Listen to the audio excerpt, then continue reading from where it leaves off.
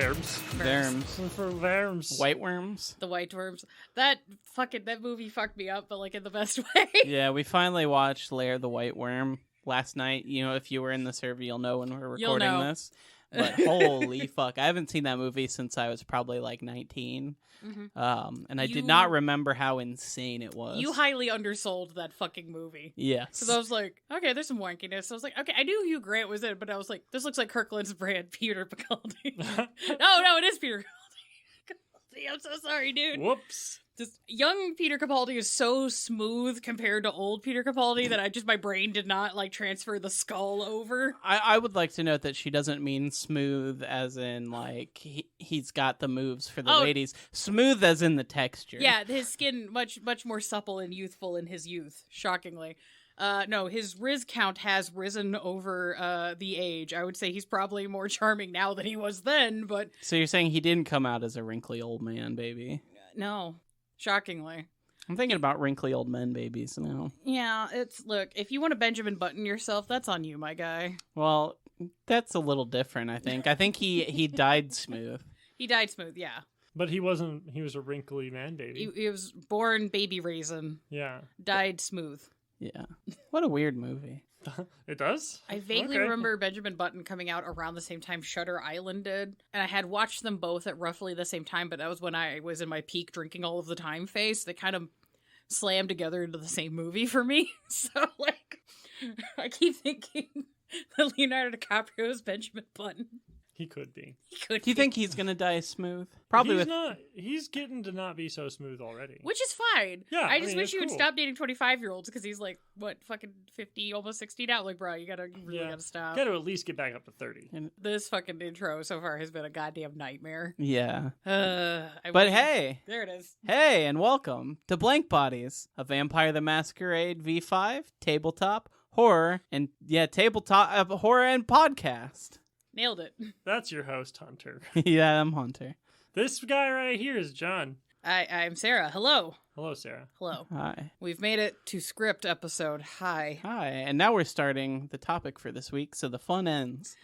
Oh, no. Time for some facts. How dare you guys do this to me? Time for facts and logic. You wrote the script. What do you mean, how did we do this to you? You chose the topic, wrote the paper, and are now presenting it to the class. How did you do this to me? Why would you immediately just be like, all right, the fucking nerd's back. Ugh. This is a slightly spicy of a meatball, but I feel like it is important considering, unfortunately, the state of things in the world and media that we love. So we're just gonna proceed on through. And the clan you guys chose next, hint, hint. Yeah, so, haha. Fun thing with having stories in games and media and movies. And stories. And media. In media. And games. And games. There are movies, too. Yes. In media, we use symbols to shorthand a lot of information between creators and an audience. Because of World of Darkness and us being a Vampire the Masquerade podcast, we talk about vampires a lot. Shocking, I know. Wow. Well, I don't think I've ever spoken about a vampire. Not once. Not once have I mentioned a Dracula. Not only have you mentioned them, you've been begging for their attention by inviting them on the show. You've literally invited in so many vampires. We've had to move. We had to change locations. That was an imposter. Uh-huh. Are you dominated right now? No. Okay. That's what a dominated person would not say. Erect. I mean, yes. He's not erect enough for that. True. Fair. So, yeah. Vampires, I don't know if people are aware of this, have been in stories for fucking centuries. Long ass time. And unfortunately, because of that, there is some symbolism that isn't super fucking swell. So we're gonna talk about it. One might call it not cool. It's not... Spicy. It's a little spicy. It's a little not great, my guys. Yeah. Yeah. So, our goal with this is to help educate people to avoid perpetuating harmful ideas, build better cultural context for within our storytelling, and create spaces that support our friends and, especially in the context of the world that's on fire, I'm going to just gesture to the dumpster fire. We don't have to get into that. But let's not accidentally make it worse by playing silly games that spread bullshit. Yeah. So, The context of this will be mostly focusing on the cultural and ethnic themes within Western vampire media. Woo! Ha! Sounds boring, I'm sorry. Would I say it like that? Strap up, kids! We're going in! We're going in. It's not boring. It's just, unfortunately, I have written about this in an academic sense already, so, this might be synthesizing some college papers I have written, and I guess if people want me to share those on the Patreon, I can. Yeah, I can upload files to there. We can upload files. If you're looking for some college papers to read, we got the hookup. Right.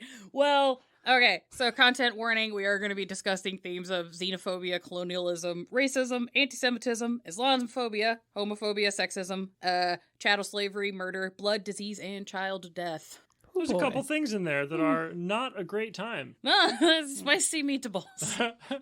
As always, we will try and approach them with the utmost care. But if the topics are not to your liking or you get a little overwhelmed, feel free to take a break, skip ahead, skip out on this episode. I think it's a very important topic, but if you're not feeling it, you just need to be nice to yourself and say, I get it. Yeah, that's all good. Nah. Also, spoiler warning for 4 books and a movie that are 100+ years old. You know what? I'm going to be pissed if I find something I didn't know about a book that I haven't read yet. Uh-huh. I don't care how old it is. Some people are like that. I got real pissed when somebody told me Jesus died at the end. Oh, shit. Well, he comes back, though. Do you have what? Do you have a list of these books and movies you're going to be spoiling, or would that be giving away spoilers? Spoilers for the spoilers? Does the dog die at the end? I just need to know what we're stepping into here. Well, I have some sources, so we will proceed from there. Okay. So, the books that we're talking about is The Vampire by John William Polidori, The Black Vampire: A Legend of Saint Domingo by Uriah Derek Darcy. That's a fucking deep pull. There's Carmilla by Sheridan Le Fanu, Bram Stoker's Dracula, and then F.W. Murnau's Nosferatu. Okay. Those are the things we're talking about. They're all literally 100+ years old, so like, Do you ever have media that just gets so old that it goes back into spoiler territory because nobody's fucking read it? Yeah, I think that happens a lot, actually. Yeah, that's kind of where we're at with these. Like The Lair of the White Worm.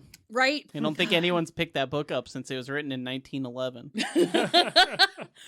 We know what? We might have to do a dramatic reading of that story just because that movie was so fucking bananas. We could do an episode on that book if we get to this point where we do episodes on books. I think we should do Dracula first, though. Oh, Dracula? Yeah, for sure. And probably Nosferatu. Nosferatu is based off of Dracula. Yeah, but it's different. I think there's the movie's different enough that it could be its own episode. Yeah, for sure. All right. So the sources I have for this is there's Leamington Books website, got some cool shit. Haunted Communities, the Greek Vampire or the Uncanny at the Core of National Construction. Repossessing the Body, Transgressive Desire in the Core of Carmilla and Dracula. ContraPoint's video on The West and Opulence. Second Thoughts video on The Myth of Capitalist Peace. Entouche's Dracula.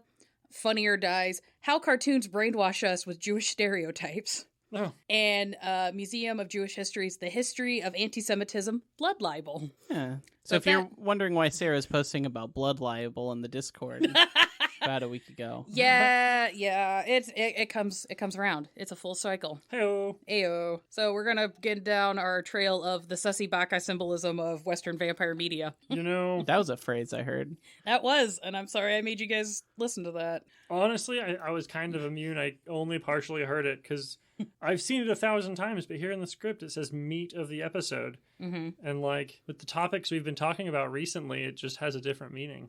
Because we are meat. Because we're meat. We are made out of meat. That is true. So, John Williams Polidori's The Vampire. The fuck is it? It is a book written in 1816, and is basically the OG original romantic vampire story. This is the big boy, not Dracula. This is the one, unfortunately, nobody remembers, though. So, excitement. It was actually written during the same summer vacation trip as Mary Shelley's Frankenstein. Oh. So, yeah, Polidori was hanging out with Mary Shelley and Lord Byron and all of them. Didn't they all basically write a whole book during that vacation? Yeah, they each wrote, like, different stories. And I think, like, 3 out of the 5 got published. This is one of them. Oh, that's nice. Cool. So, cool history thing. This story is said to have influenced stories like Dracula, The Count of Monte Cristo, and The Black Vampire, which I'm giving a small highlight to, because it's kind of amazing as a little historical note, especially in vampire media. The Black Vampire, A Legend of Saint Domingo, was published in 1819 by Uriah Derrick Darcy, which is a pen name. And there's a lot of debate about who the actual author is. I didn't want to get into that because that's a whole fucking wormhole of nonsense. But it's an interesting thing. This story is said to not only be the first story with a black vampire protagonist, it is the first vampire comedy in English language.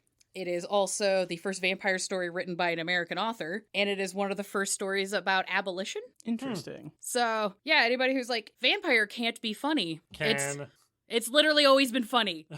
It's literally always been funny. It's always been what we do in the shadows. And anybody's like, hey, I don't want my vampire things to have politics in it. I'm like, literally from the beginning, it's been about political allegory. It's been in the text.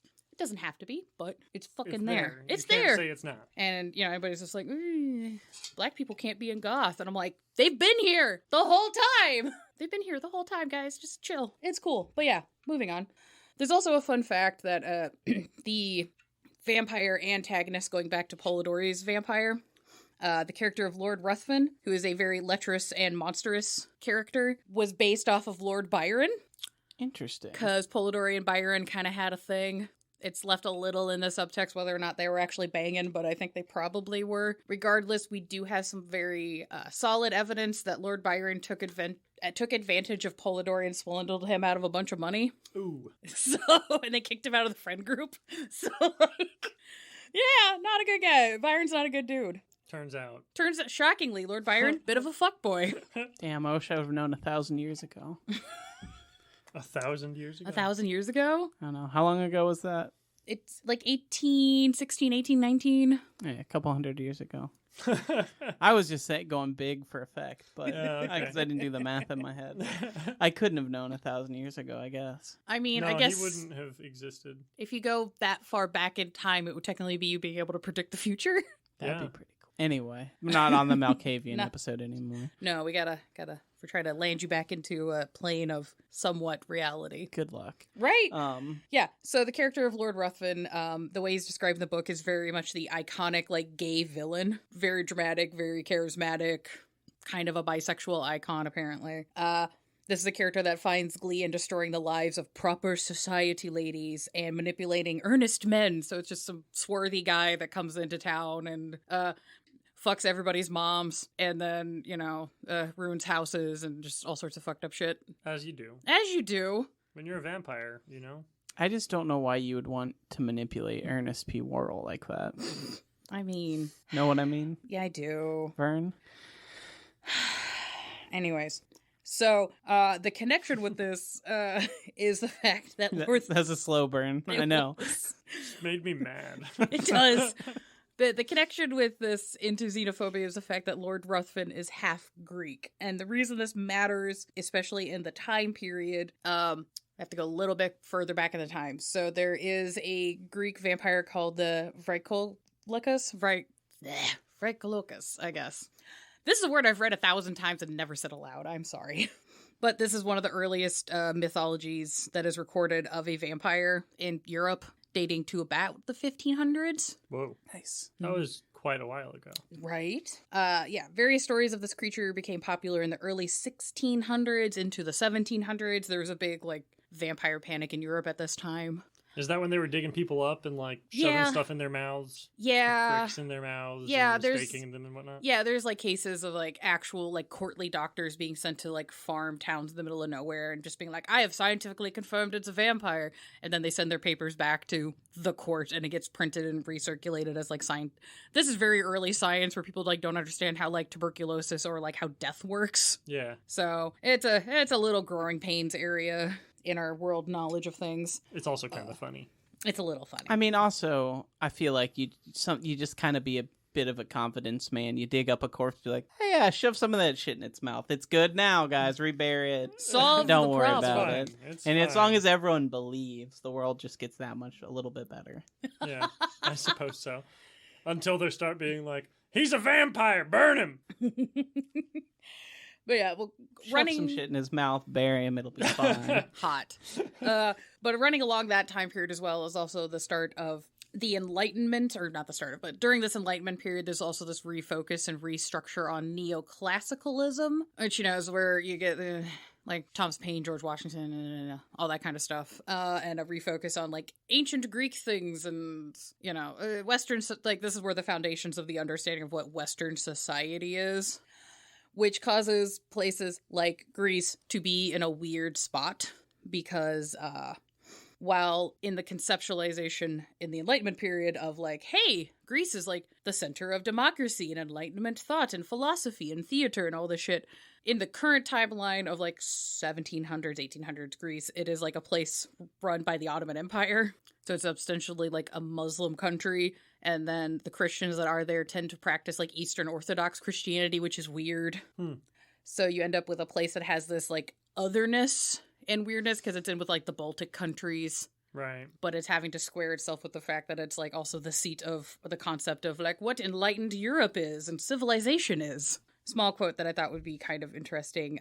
Who would believe that we derive the idea of vampires from Greece? Not from the Greece of Alexander, Aristotle, Plato, Epicurus, and Demosthenes, but from Christian Greece, unfortunately schismatic, which was written by Voltaire.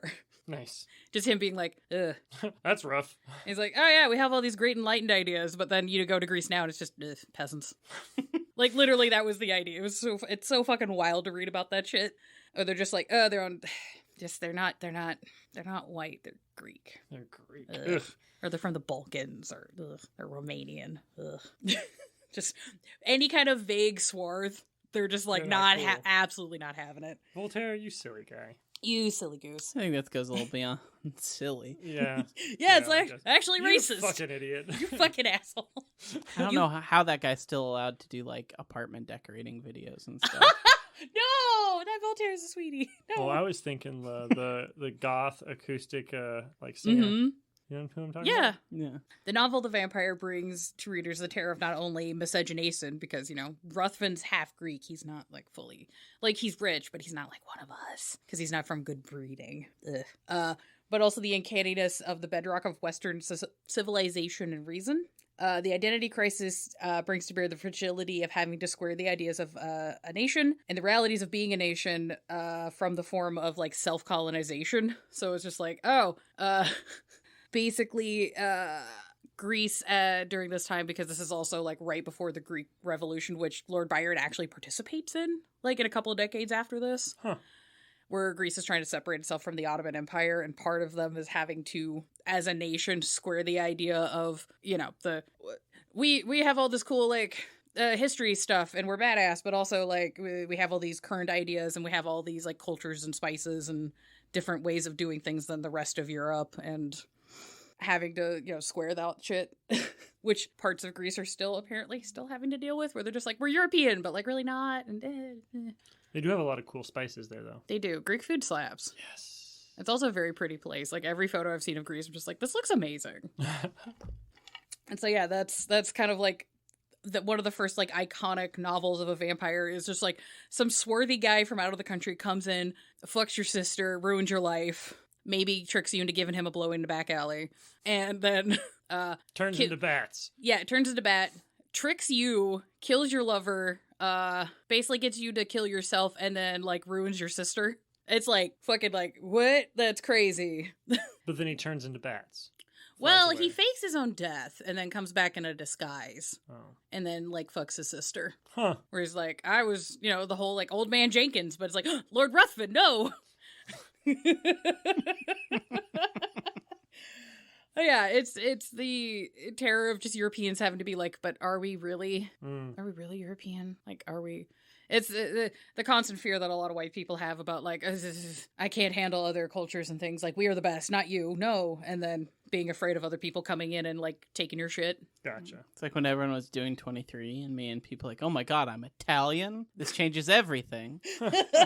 Carmilla. Hell yeah. Yeah, so this one is published in 1872, and it is a lesbian gothic horror novel. You know, good for her. Good for her.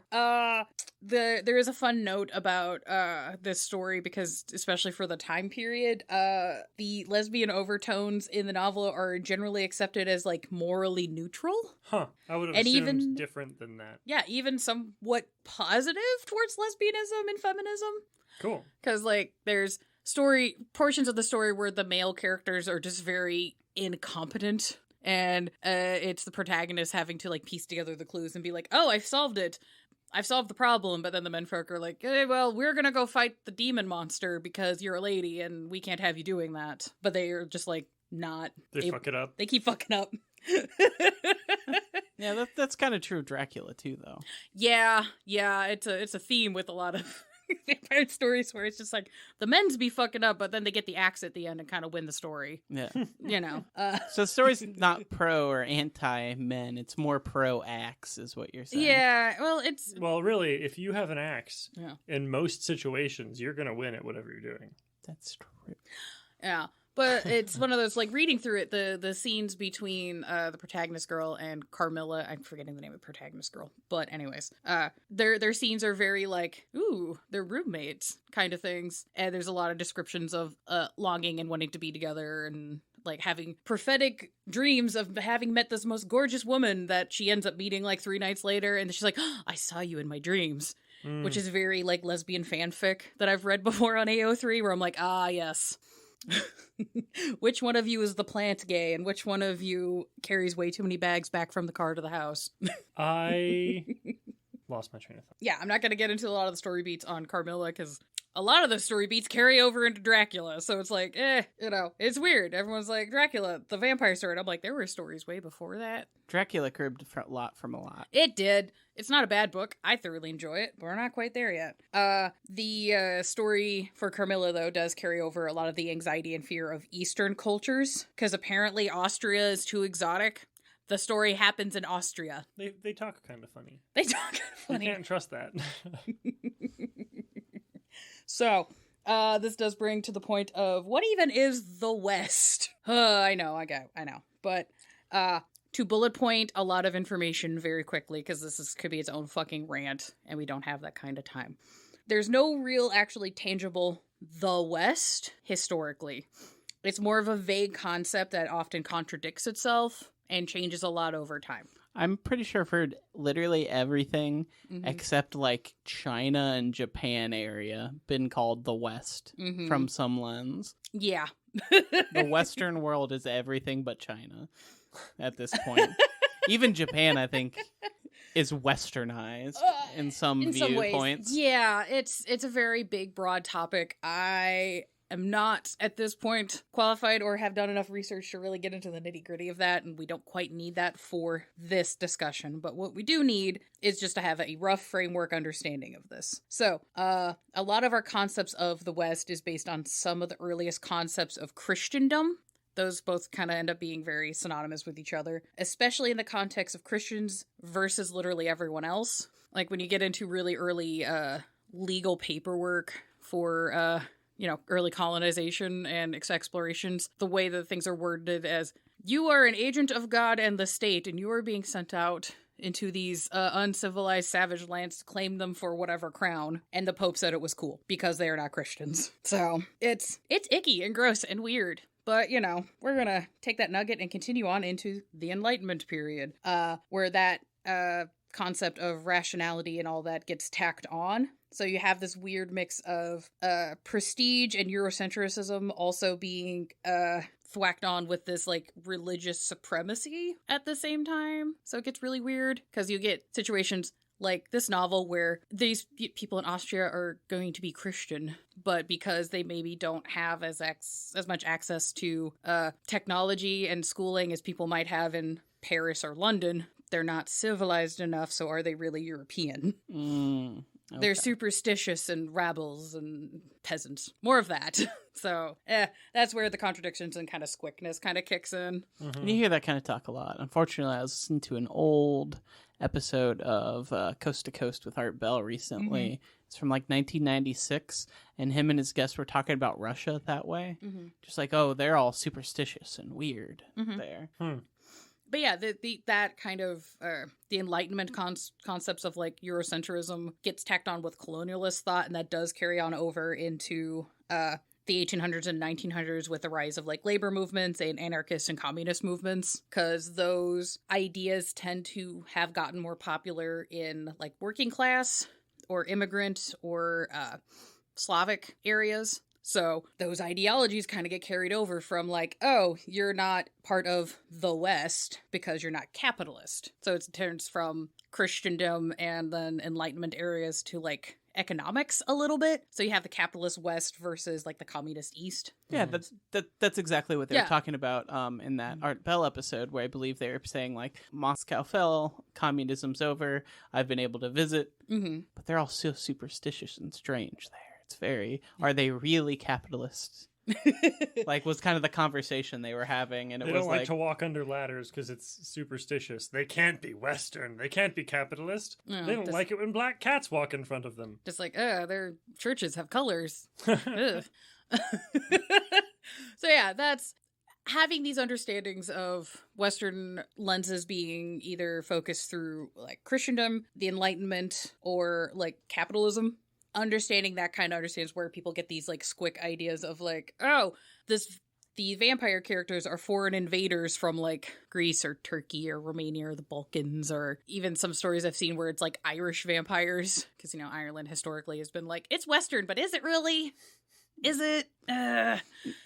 That's also, I think you can project that to today, where when you hear a lot of especially conservative figures talk about the Western ideology, they nowadays it kind of has a strange connotation and combination of the three, where they're almost always meaning Christian capitalism, and sometimes these, even if they're not aware of it, I think a lot of these Enlightenment ideas sneak in still too, just because they're pulling from historical readers and stuff, that to where if you hear someone talking about like, oh, we must protect Western ideology, they mean Christianity, capitalism, and like there's this vague, like spooky Enlightenment. Yeah, well, the weird, gross, overall gross kind of ideology that kind of connects all of these amorphous ideas, unfortunately, is whiteness. Yay! Because, yeah, you get in, like, the vampire and Carmilla, these, like, it's a upper middle class, kind of rich, white character that is the exemplar of, like, a good person in society. And then they meet some swarthy whoever the fuck that is from this, like, eastern country. And it's specifically a corrupting force. Yes. And they are a danger. And, yeah, it's very just like a collar-pulling moment of, like, that's icky. Speaking of icky, Bram Stoker's Dracula. Oh, boy. Uh-oh. No, actually a good novel, still holds up. But anyways, it was published in 1897. This is the classic fucking vampire movie. Book. It's a book, becomes a movie. Anyways. There's a stage play, there's a ballet. There's musicals, action, it's fucking comics. Oh my god. If you can see a ballet version of it, the one I saw was really cool. Is it the Russian one? I could imagine that. It was a local company that Oh, did shit. it, That sounds cool. Hell yeah. I just seen a big one recently that was done in Russia that's been circling online, and it's very, like, the guys who designed the costumes in the set clearly read Vampire Hunter D is the aesthetics, and it's very nice. Yeah. It's very cool. But yeah. The portion of Dracula we're going to talk about in this context, because Dracula covers a lot of things, is the anxiety of reverse colonialism. Hooray. Huh, yeah. Yep. So, as we know, capitalism kind of sucks in lots of regards. It was spread through the world through the European state war and imperialism. Hooray. As they do. As they do. Little side note, remember from the Anarch episode with Crash Course, should be episode 13, power is the ability to change another person's ability to act or make choices, and violence is the total or partial removal of another person's choice through force. So, while the idea of capitalism and its constructs as we know it today seems like it's like, oh, it's just money, we're just doing trade, pretty much all of these concepts were spread through force through the vector of colonialism. That's just fucking historical fact, and you kind of need to understand that to understand where some of these social anxieties kicked in Victorian England, and why a novel like Dracula got as popular as it did, and why portions of vampire media might be getting popular again today. Hooray, good times. But yeah, once these markets and colonial powers had spread to literally everywhere. Like, we've covered the planet, we've conquered everything. You know, the sun does not set on the British Empire kind of bullshit. The market still demands expansion because it requires infinite growth to maintain profits and da-da-da-da. So to do that, once that market is quote-unquote saturated, the violence gets turned basically to other European vectors. So instead of various countries doing land grabs into other places and grabbing exotic, quote-unquote exotic or savage lands, they're just like, well, now we're going to have a series of proxy wars and or be fighting each other. Yay! So that's exactly what you want, right? That is exactly what you want. There is no reflections about that from then to now. Nope. Not at all. Can't see Not it. at all. So, in the context of Dracula, there was a period called the Long Depression, which happened between 1873 and 1896, where the British economy was shit. It's almost like they took over everything and they couldn't keep expanding their markets, and then everything kind of collapsed in on itself a little bit. I wonder what that's like. I wonder what that's like.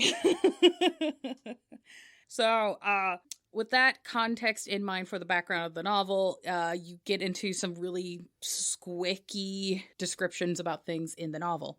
One of the squickiest is getting into the concept of the darkest London. So, Dracula, when he first shows up in London, settles in the East End. It was referred to back then as Darkest London, not just because it was full of poor people, like this is where Jack the Ripper did his shit. This is also the part of London where all of the immigrants and the poors would be, particularly Eastern European and Jewish communities.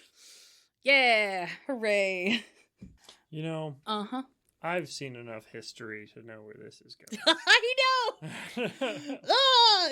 know! History is a flat circle. But yeah, so the East End is a portion of the city that due to it being an impoverished neighborhood, also got tied in with being in as an area known for vice and poverty and like prostitution and doing drugs, and we have no idea what that's like in these days. Seems pretty cool to me. I've never done drugs. I've not once. I've never, ever once in my life done a marijuana. Or a beer. Never a beer. Never once a prostitution entered my body. Exactly. Amazing. Entered your body. So, Ayo. Symbolically, you have Dracula as a foreign invader from the East coming into a civilized city. He's settling initially in an area that is known for having immigrants and being a font of vice and this is gross. This is a place of like good fucking time. Corruption and disease and all sorts of problems. And you also get this mixed in symbolization of, since Dracula is a character of bestial instincts, that's getting tied in with that neighborhood as well. And you're also getting this social anxiety of quote-unquote civilized people being afraid of a barbaric past coming back to haunt them. Because Dracula uses barbaric and old magics and tactics and is a brute, and we would never do that here. Not anymore. Nope. Well, not here. Not here. Maybe over there. Maybe over there. It's fine over there. If it's in my yard. Which is juxtaposed with, the West End, which is where all of the nice parts of town are. And this is a hub of culture, technology, and the government. Which you get into some interesting stuff because the human team in Dracula is using all sorts of like what's high tech for their time period. So like phonographic recordings, typewriters, blood transfusions. That's like cutting edge. That's the Cybertruck of the 1890s. That's ChatGPT for them. So there's that side of it. And then as Dracula's plotting happens in London, he expands from the East End into the West End and starts buying property there. And he's also spotted walking around in Piccadilly, which is right next to Buckingham Palace. He's so close to the Queen, you guys. Oh no. Oh no. How dare this swarthy guy from Romania.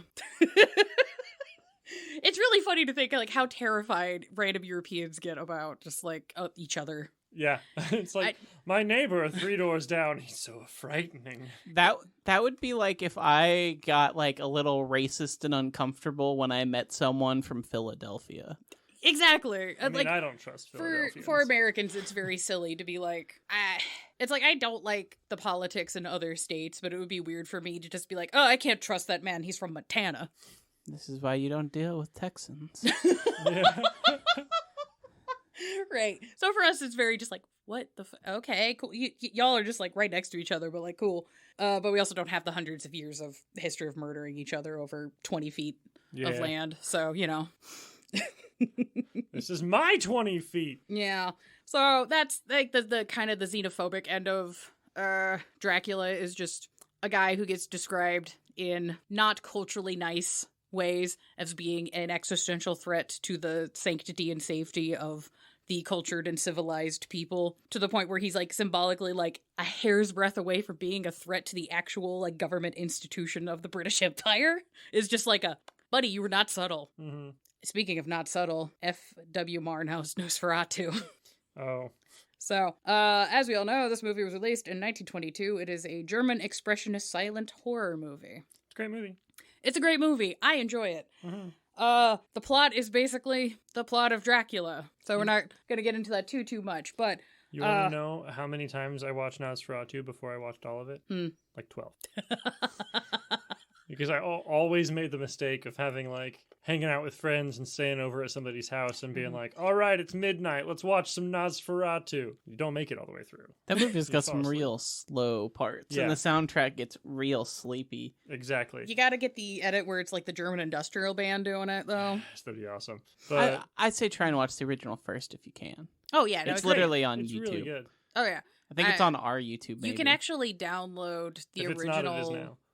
The thing is, Nosferatu is now in the public domain, so you can literally go to the Internet Archive and just download it. Cool. So, nice. Hell yeah. But yeah, it got to the point that we were like, no one's ever finished Nosferatu. There are rumors that if you finish Nosferatu, you die. Amazing. I mean, I guess I'm dead. Me too now. Mm-hmm. So what's the problem with Count Orlok, our fucking goth icon bat boy with the long nails? We've all seen the GIFs and the clips and the videos. So getting into that, this is where we're going to get into the uncomfies. Because we haven't been there yet. It's getting more uncomfy. So historically, anti-Semitism existed in kind of localized rumors and tales. Unfortunately, these rumors and tales would get written down, and these textual copies of these rumors and tales have a problem once they get introduced as a authoritative text.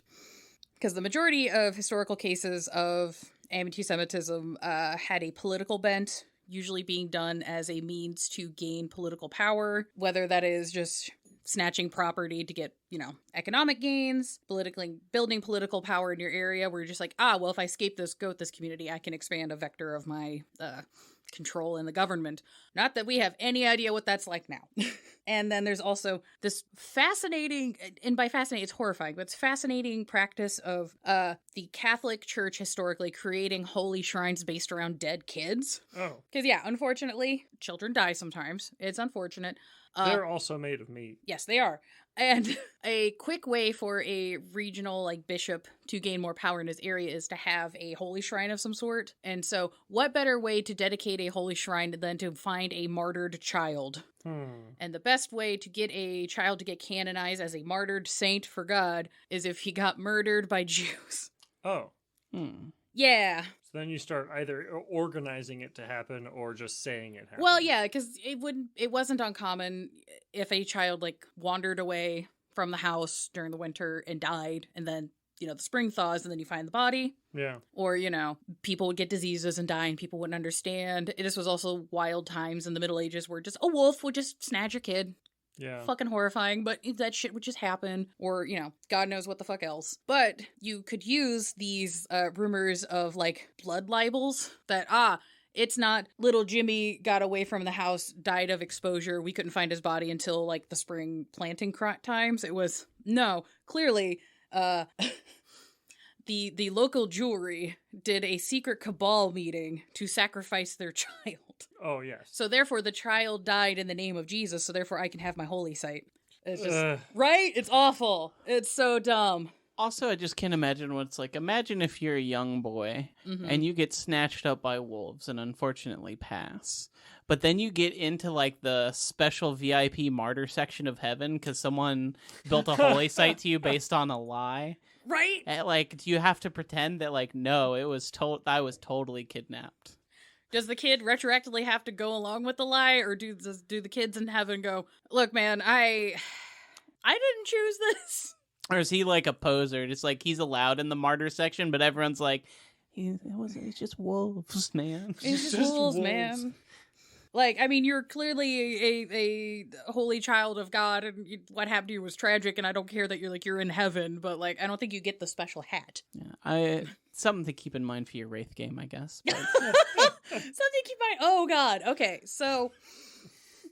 Have a conversation with your group about that. Yes, that is a session 0 discussion. So if a child gets eaten by a wolf... is he still a martyr to God?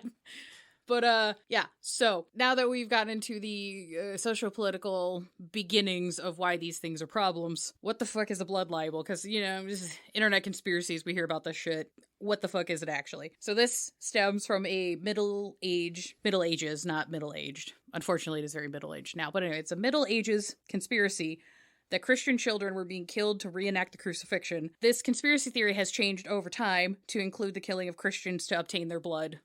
That's what blood libel is. It is like one of the oldest conspiracy theories. One of the most...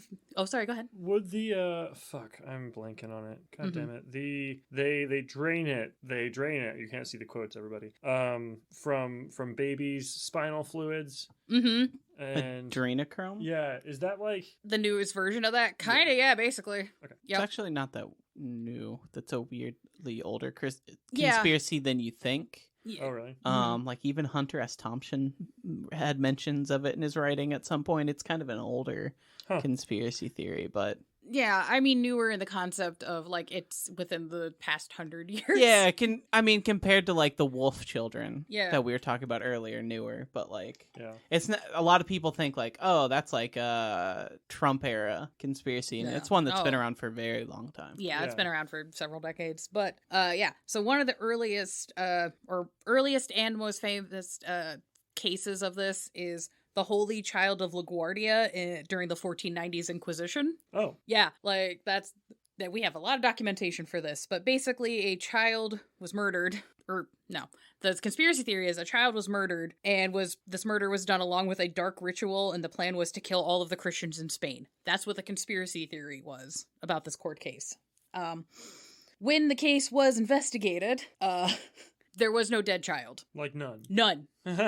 What? Yeah, it's fucking... I don't have the time to get into it right now, but it's fucking wild of just, like, these crazy accusations and just the amount of suffering and people being harmed during the Inquisition, particularly the Jewish community during the Inquisition.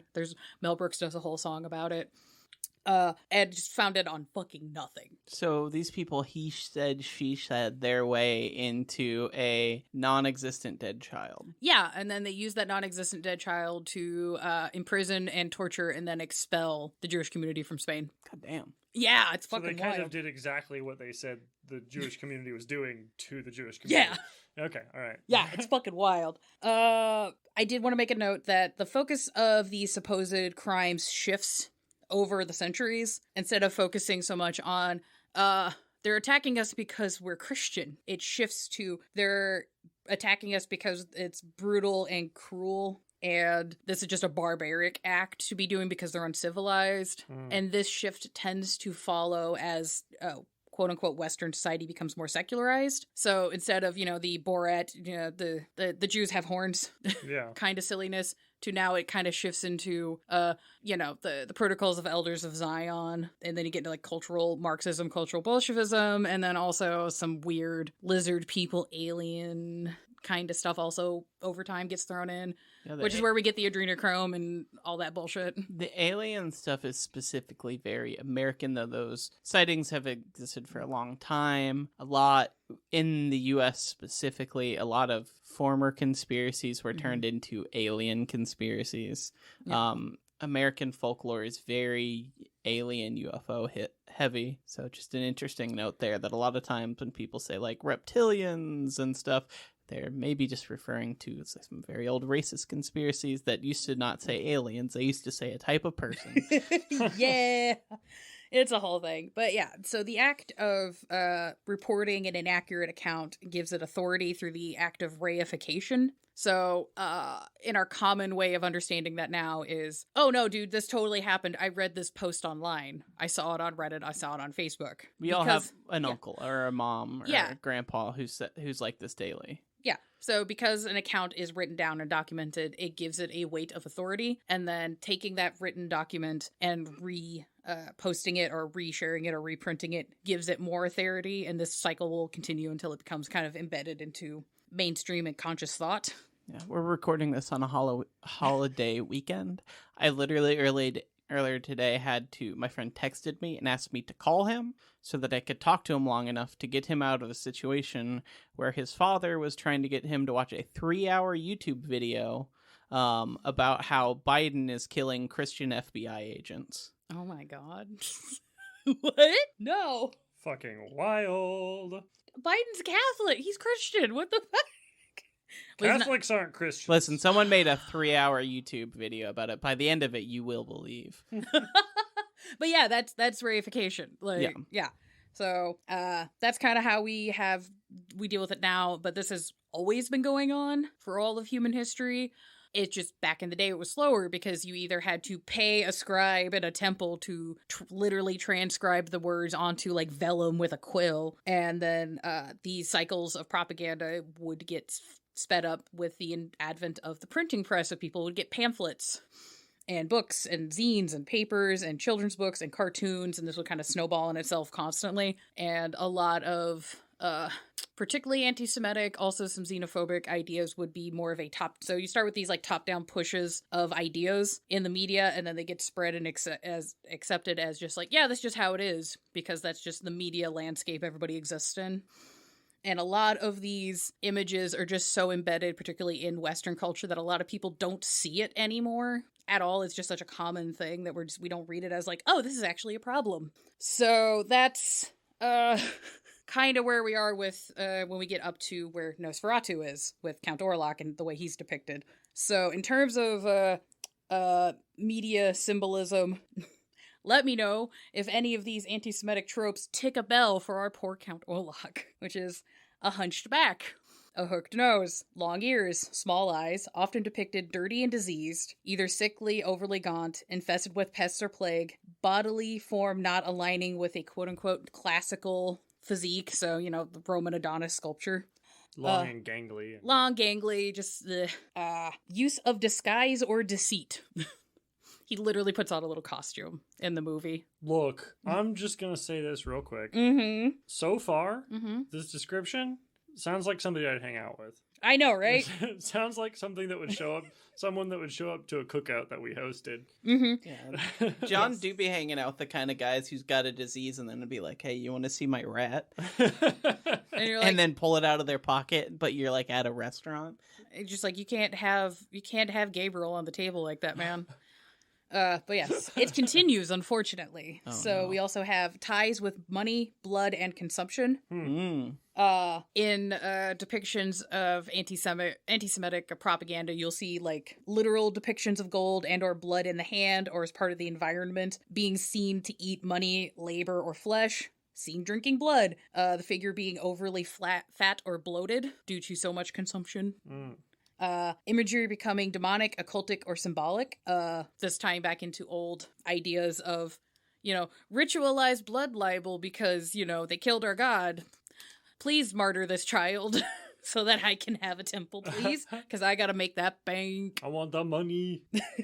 Yeah, so these depictions, unfortunately, have been you could see these for free in public domain images for fucking centuries. These descriptions have been thrown onto Jewish characters specifically as making them the bad guys, and this has become such a common thing that these descriptions have just become our accepted idea of what a bad guy looks like.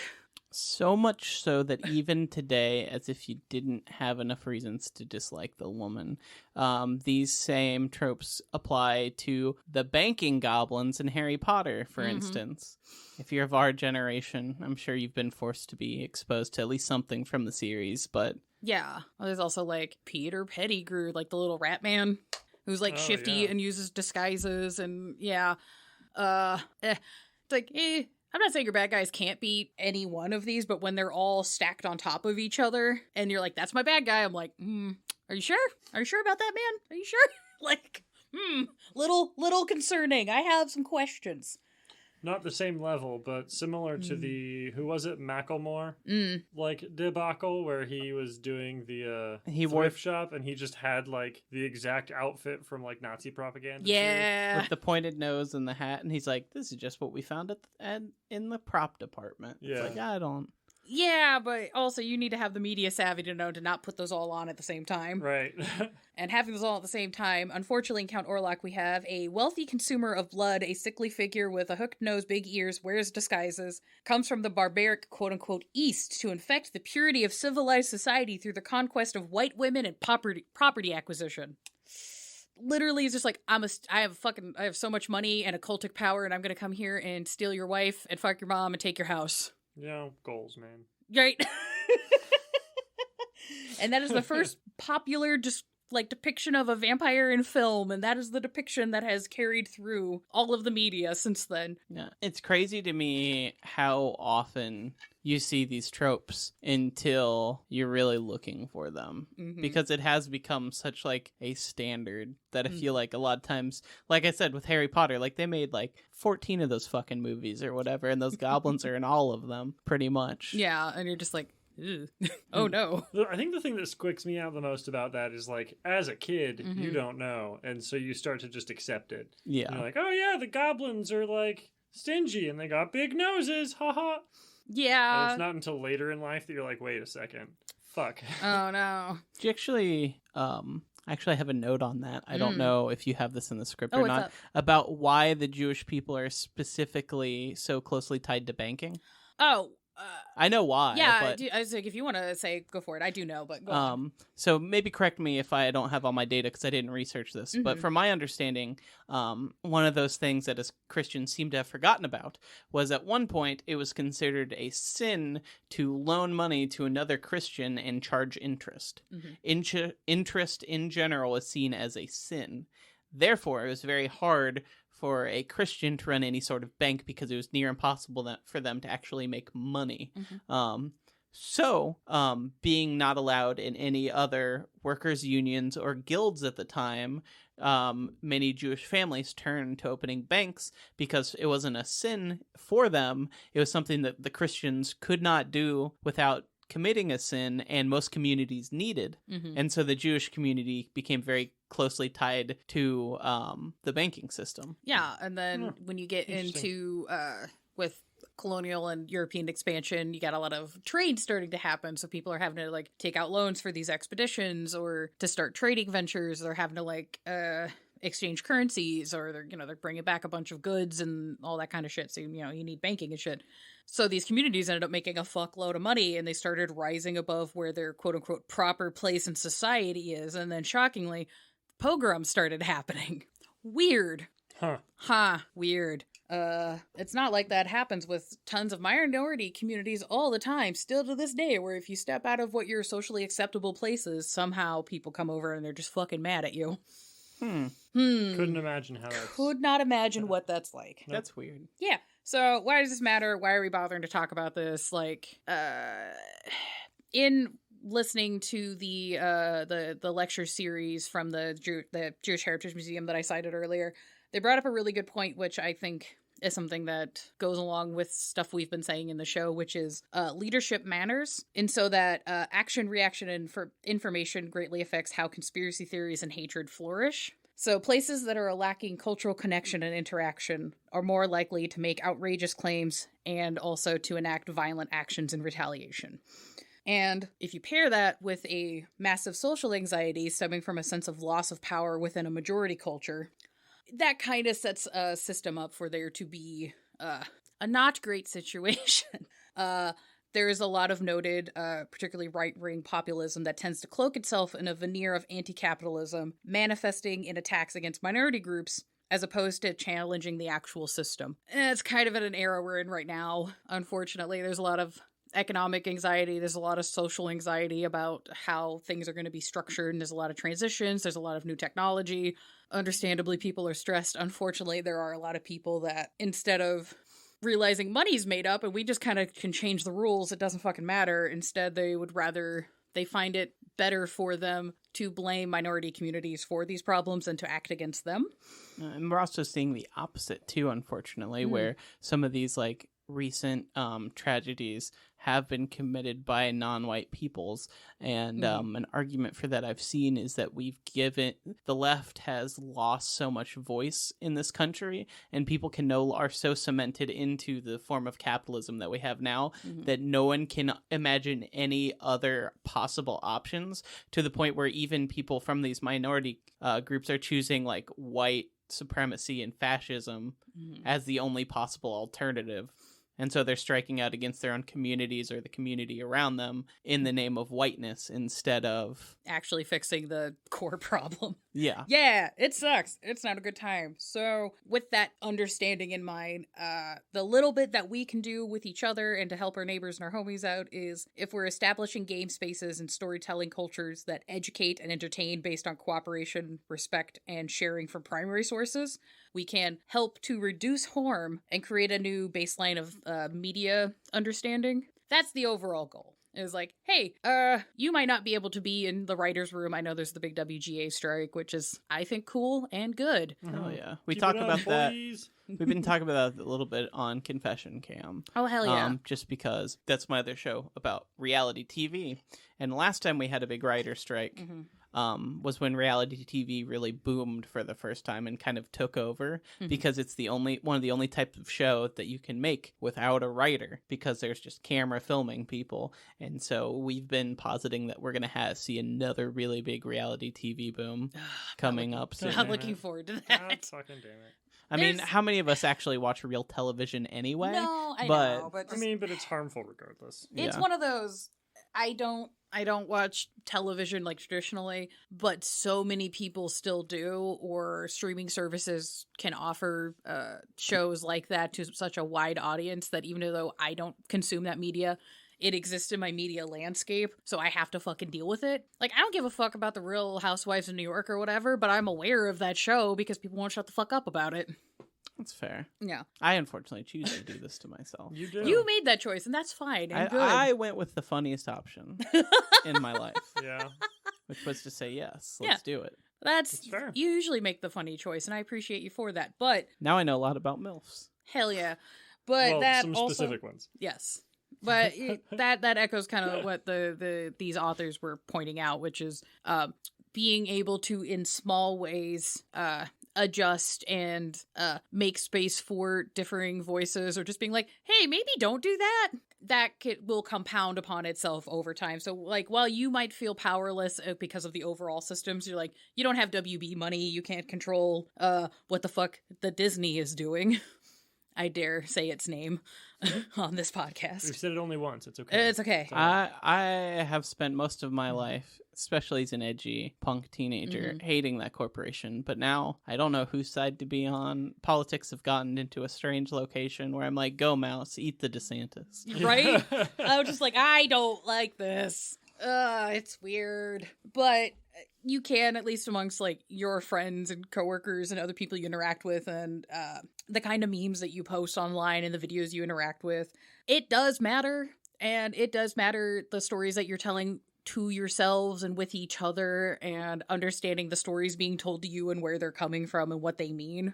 So, be aware of it. I'm not saying don't engage with this shit, obviously. Like, we are doing a fucking vampire podcast.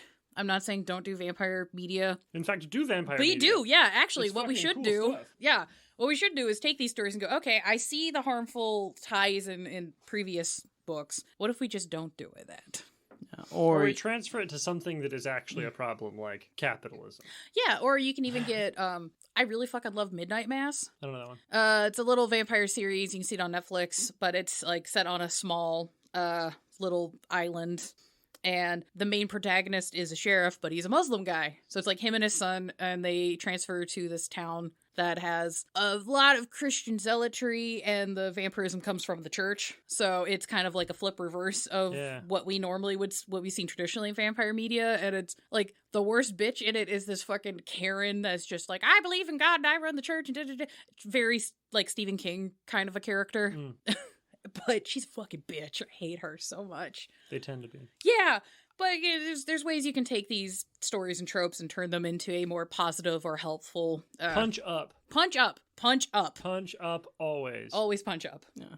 I was also going to say another thing you could do is to take some of these tropes and use them for more heroic or positive characters. I think a good example is for anyone who's played the Portal series, like Doug Ratman. Is a character who is kind of a metatextual character. He's only ever hinted at in the games and in like very little Easter eggs, but there's like a whole comic book you can look up and videos that talk about it. But he falls into a lot of these stereotypes. Like he's always sneaking around. He's got like kind of a hunchback, very mouse rat like a lot of these negative stereotypes you could apply towards him, but he's like maybe the whole reason that your character is able to escape and wake up in the first place. Like there's a very interesting meta story there that I'm not going to ruin for other people, but like even something like that where you can take these tropes and maybe give them a more positive spin. Right. Or I appreciated some of the changes in the meta plot in Vampire. I might get into some of those more when we get to those specific clans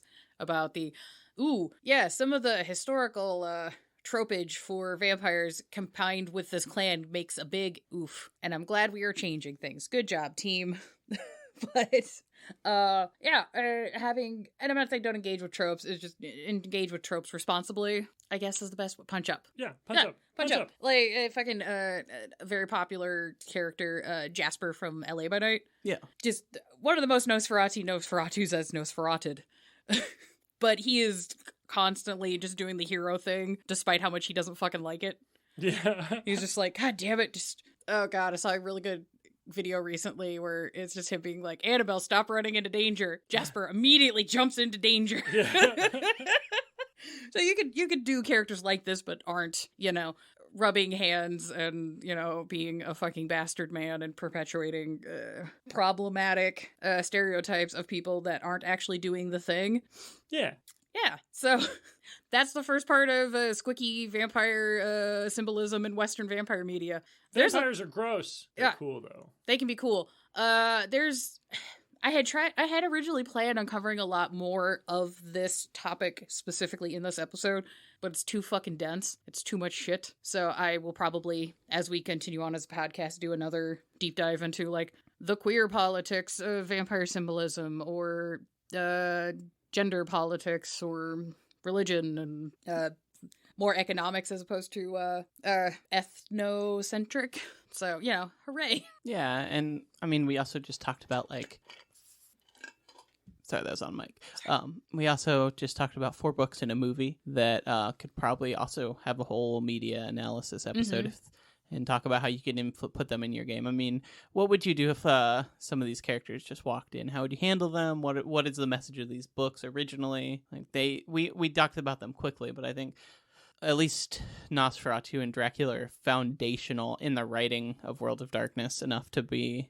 Literally, the movie Nosferatu gets cited as the inspiration for the clan Nosferatu. Makes sense. And, literally in the text of the book, and that's partially why I wanted to be like, okay, can we take a pause before we get into the Nosferatu and be like, hey, there is some squick issues within this that just need to be addressed. I'm not saying don't do it. I love Nosferatu as a clan. I love playing Nosferatus. Don't accidentally do a Harry Potter goblin at your table. Please don't. Please don't do that. Yeah, there's a lot of that in some of these old books, and I mean, I think even for the time they were written, they were like progressive and moving in the right direction, but we just need to continue to moving forward. And everyone makes missteps, but just us going and pointing them out hopefully can help you avoid maybe missing some of these small details that are steps and steps and steps away from like, your Vampire V5 core book and the rumors of blood libel in Spain are hundreds of years apart. So it's a little easy to trip over a hundreds of years old line you might not see in the sand. So yeah, it's like, and unfortunately there's just a lot of fucked up thoughts and media that we as a culture need to digest or break down and be aware of, like, hey, these things are problems. I'm not saying don't engage with them, just engage with them responsibly. Because there's, oh my god. Yeah, because I could go on and do separate episodes about just like black vampires specifically. We can do stuff about, I had one where I've talked about part of another college paper I wrote was the changing in vampire symbolism over the 20th century, because there is a radical transformation from where we are with the 2020 or 1922 Nosferatu to Dracula 2000. Yeah. Or God, what was the Dracula Untold? That was the movie I was thinking of. That's a crazy one. That movie's crazy. Yeah, there's a straight line from these things into like what we do in the shadows, vampires, and all that kind of stuff. But I don't know if people would be interested in us continuing to talk about that in the future or not. Please let me know. Yeah, I think we're to the point in the show, as I know we're kind of getting the wrap up here, but we talked about this a little in the past couple episodes, and we are going to continue doing the clan deep dives, and maybe when you finish those, we've talked about maybe doing the werewolf tribes, or, we want to keep doing lore and talking about World of Darkness specifically, but we want to cover other things too. So anything we've mentioned here, if that's interesting, like I did the 2 series on Snuff, Sarah's done this, and like the episode on basically what is anarchy, like things that you are like surprisingly core to this game or unsurprisingly core to this game that aren't actually talking about like what the writers of this game wrote, something that's not just us reading the books back to you. If anything like that is of interest, please let us know, because I think these are the most fun episodes to do and to make. Hell yeah. I don't know. I just like being a good neighbor and telling cool stories with my friends. Mm-hmm. Sometimes that involves a little extra work, and that's okay. So, hurrah! Hopefully I didn't bum you out too much, Skipper. I know this was a heavier episode, but I'm always worried that when I do the deep dive, or when I do deep dive episodes that aren't like us just talking about the lore specifically, I'm always just like, here I come in with my big nerd glasses to talk about feelings. Yeah, I'm just honestly surprised your nose has never broken. Because those nerd glasses are so fucking big. Look, with great power comes great responsibility. No, I think these are fun. Yeah, they're neat. Okay, cool. Because, I mean, at this point, just in the research, I've read so much of, like, the core V5 book so many times. It's like, when we get to talk about other stuff, it is making it a little more fun for me. Well, and I don't have a problem talking about that kind of stuff, but... Yeah, well, it's part of the reason why, like, I enjoy reading the fluff, especially in the V5 books, because you can see the threads from the previous editions into now. You can kind of take those threads and go, okay, well, if I have this bit of fluff here from these books, and then I have this understanding of this like cultural note or trope over here, I can slam these together and do something cool for my friends or as a character creation. Because I also understand that there's a lot of tabletop players like myself that have a lot of, I guess I'm going to call it critical role burnout. You literally were laughing because I was blocking people on Twitter because they kept sending me notifications about something Critical Role was doing, and I care so little, I was just blocking every single one. You were so blasé about it. You're just like, I don't give a fuck. That's why it was funny. But yeah, no, it's just I've been playing tabletop games for about 15 years, and while I enjoy my silly tropes of like playing a bard or a cleric, or in World of Darkness playing your edgy guy in a trench coat, those are fun. They have their places for it, but like I'm super burnt out on that, and I would like to get into stories that have a little bit more depth to them, and I am hoping that we can provide a platform for people to take these and then run with them at their own table. Yeah. Hopefully. Hooray. Yeah, especially with episodes like this, I would definitely suggest to do some extra reading if you really want to center an episode on something like this. Maybe actually read some of the things that Sarah cited. The essays that I cited, most of those aren't free, but the books and the film that we covered are all in the public domain, so you can just get those. And all those YouTube videos. Yeah, the YouTube videos you can just watch. I will post in the Patreon Discord the PDF for the Black Vampire, because it's very entertaining. It is written in the 1800s, so there's a little language issues, but understanding it in its historical context, I think, is important, and you don't have to read it aloud. Yeah, we're a place in society where we're still trying to figure out how to handle reading those books in classes. Yeah. I still don't think anyone's got a good answer for it, so no, it's not. But also, trying to explore and share media that isn't, the basic hegemony of well, of course, you read Dracula and you read Anne Rice, you've read all of maybe Salem's Lot, and you've read all the vampire books, and I'm just no, there's tons of shit. There's loads of things. Some of it can be funny, guys. It's okay. Yes. Comedy can exist. This might piss some people off right at the end of the hot take. I would even argue that those 3 aren't even really actually in the top 5, top 10 of best vampire media, if you're really going to dive into it. I wouldn't disagree, but I can understand why people would be upset. Yeah. I specifically don't like Stephen King, but that's okay. Dracula basically stole most of its content from previous books, like we talked about, though it is a really interesting book. And Anne Rice, there's a lot of issues we don't need to get into today, that like suing her own episode. Fans. But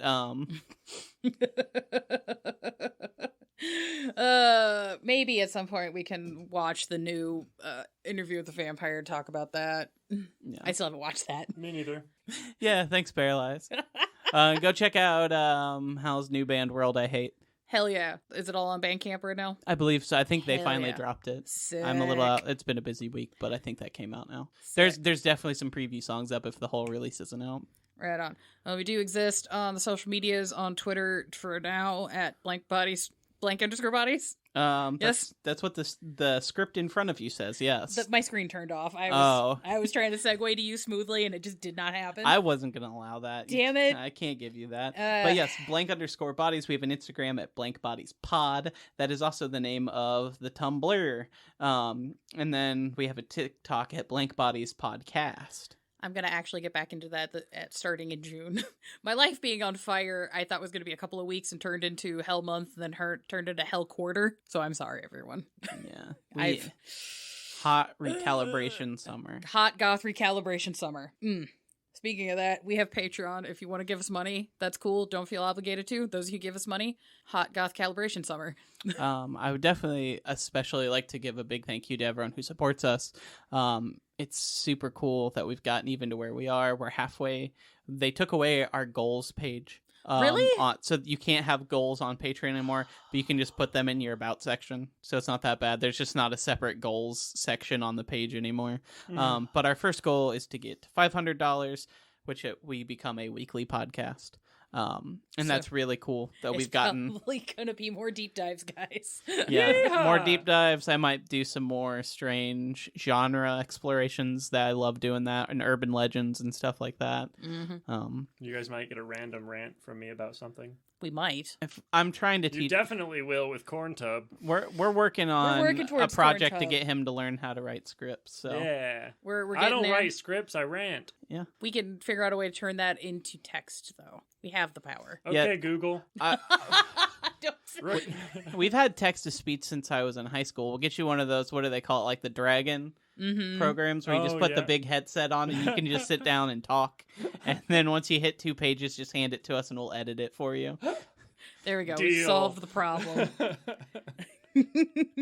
But yeah, we have tiers on the Patreon that you can get little Discord titles. Discord is open to the community. We also have some Patreon exclusive chunks where we ask for input on the show. And running of the Discord, and sometimes people just do have fun conversations in there. Yeah, and many times fun conversations. And then we also have options for me doing illustrations for you guys if you pay at certain tiers. That's $25.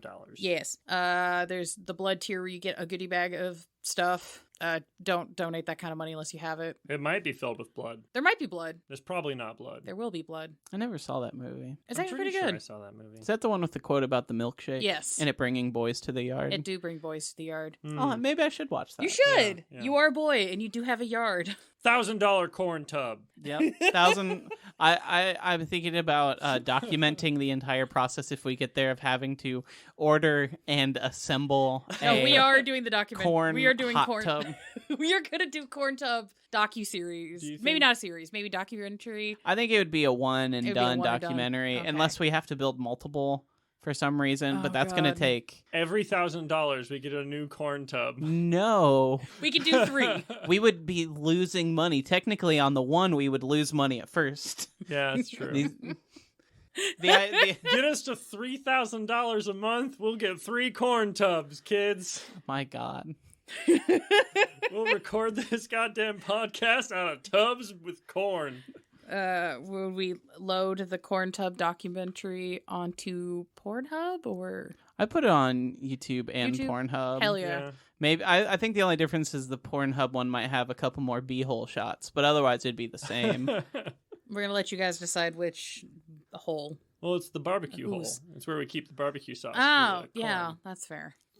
That'll be a custom modification. We also have an interview series where we've talked to people that do art and gaming, and we have potentially some interviews that we're trying to work towards with other people involved in the community. If you have a cool project you want to share, whether it is goth or horror or World of Darkness or just kind of alt. Yeah.